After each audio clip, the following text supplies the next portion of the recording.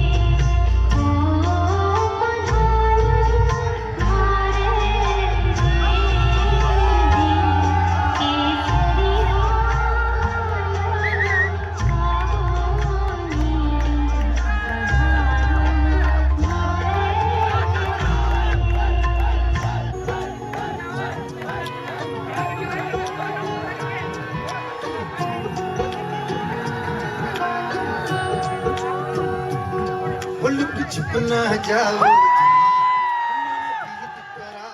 जी, और क्यों तरसावे हो हमने सकल दिखाओ जी। हर शरारत सब दारू में तो धरी हर सले मुने बंगा दी में कह लगे मर कीबड़ में ताकी हो खड़ी चंदा थारी चांदनी मन मन में पा भी खुशी ले झूम झूम झूम झूम झूम बन्ना रे बागा में झूला डाल्या, बन्ना रे बागा में झूला डाल्या, बन्ना रे बागा में झूला डाल्या, बन्ना रे बागा में झूला डाल्या। हमारी बन्नी ने हमारी आटे ने हमारी बन्नी ने झूलन दे जो बना के गजरा, हमारी बन्नी ने झूलन दे जो बना के गजरा।